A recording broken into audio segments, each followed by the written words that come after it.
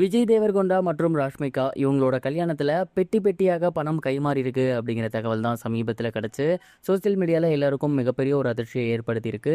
என்ன நடந்திருக்கு அப்படிங்கிற கம்ப்ளீட் டீட்டெயிலை தான் இந்த ஒரு வீடியோவில் நம்ம பார்க்க போகிறோம்.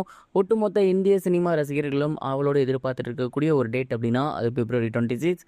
ஏன்னா அன்னைக்கு தெலுங்கு சினிமா நடிகர்களான விஜய் தேவர்கொண்டா மற்றும் ராஷ்மிகா இவங்க இரண்டு பேருக்கும் மேரேஜ் நடக்க போகுது. மேரேஜ்னா சும்மா சாதாரணமான ஒரு மேரேஜ் கிடையாது. உதய்பூரில் இருக்கக்கூடிய ஒரு பிரம்மாண்ட அரண்மனையில் கல்யாணம் நடக்க போகுது. அண்ட் இந்த ஒரு கல்யாணத்துக்கு பல கோடி ரூபாய் செலவு பண்ணியிருக்காங்க. இந்த ஒரு கல்யாண மண்டபத்துக்கான செட்டப்பாக இருக்கட்டும், ஃப்ளவர்ஸ் எல்லாம் வந்து ஃபாரின்லேருந்து வந்ததாக இருக்கட்டும், அண்ட் இது மட்டும் இல்லாமல் அந்த பாடி பில்டர்ஸ்லாம் இருப்பாங்க இல்லையா, பவுன்சர்ஸ், அவங்கெல்லாம் வந்து வெளிநாட்டிலேருந்து இறக்குமதி அப்படின்னு இந்த ஒரு கல்யாணத்துக்காக மட்டுமே கிட்டத்தட்ட பல கோடி ரூபாய் அவங்க வந்து செலவு பண்ணியிருக்காங்க. அண்ட் இதற்காக மட்டுமே பல கோடிகளை அவங்க முன்கூட்டியே கையில் எடுத்து வச்சிருந்திருக்காங்க. அண்ட் இந்த கல்யாணத்தின் போது ஆகிற ஒவ்வொரு செலவுக்குமே பெட்டி பெட்டியாக பணம் போயிருந்திருக்கு அப்படிங்கிறது தெரிய வந்திருக்கு. அண்ட் இந்த ஒரு விஷயம் தான் சோசியல் மீடியாவில் ரொம்பவே வைரலாக போய்கிட்டு இருக்கு. அண்ட் அதாவது ஆன்லைன் டிரான்சாக்ஷன் அப்படிங்கிறது ஒரு குறிப்பிட்ட அளவு மட்டும்தான் பண்ண முடியும், அதற்கு மேலே பண்ண முடியாது இல்லையா. ஸோ இது நடக்க போகிறதுல மிகப்பெரிய ஒரு கல்யாணம், அதற்கு பணம் தேவைப்படும் அப்படிங்கிறதுக்காக விஜய் தேவர்கொண்டா அவர்கள் முன்கூட்டியே பல ப்ரொசீஜர்ஸை பண்ணி வச்சிருந்திருக்காரு. அண்ட் கவர்மெண்ட்டாக ப்ராப்பராக டேக்ஸ்லாம் காட்டிட்டு இவ்வளோ பணம் நான் எடுத்து கையில் வச்சுக்க போகிறேன் அப்படிங்கிறத முதற்கொண்டு சொல்லியிருந்து பர்மிஷன் வாங்கியிருக்காரு.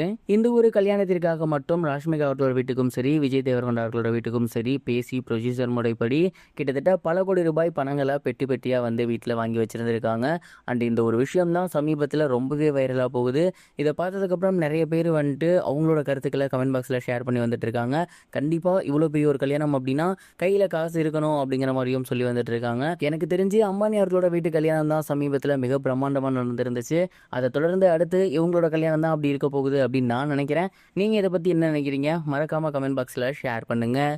இது ஒரு புறம் இருக்க, தலைவர் ரஜினிகாந்த் அவர்களோட 173வது படத்தை சிபி சக்கரவர்த்தி அவர்கள் தான் இயக்க போறாரு அப்படிங்கிறது முன்கூட்டிய தகவல் வெளியாகி இருந்துச்சு. அண்ட் இப்போ இந்த படத்தோட அடுத்த அப்டேட் சமீபத்தில் வெளியாகி இருக்கு. அந்த ஒரு அப்டேட் என்ன அப்படின்னா, சிபி சக்கரவர்த்தி அவர்கள் கதையெல்லாம் ப்ராப்பராக முடிச்சிட்டதாகவும் இப்போ ஹீரோயின்களுக்கான செலெக்ஷன்லாம் போய்கிட்டு இருக்கு அப்படிங்கிறது தெரிய வந்திருக்கு. ஏற்கனவே இந்த படத்தில் பிரியங்கா மோகன் இருக்காங்க அப்படிங்கிற மாதிரி ஒரு டாக்ஸ் போகுது. ஏன்னா முன்கூட்டிய படத்தில், அதாவது டான் படத்தில் சிபி சக்கரவர்த்தியோட அவங்க ஒர்க் பண்ணதுனால இந்த ஒரு ஆப்பர்ச்சுனிட்டி இருக்காமா.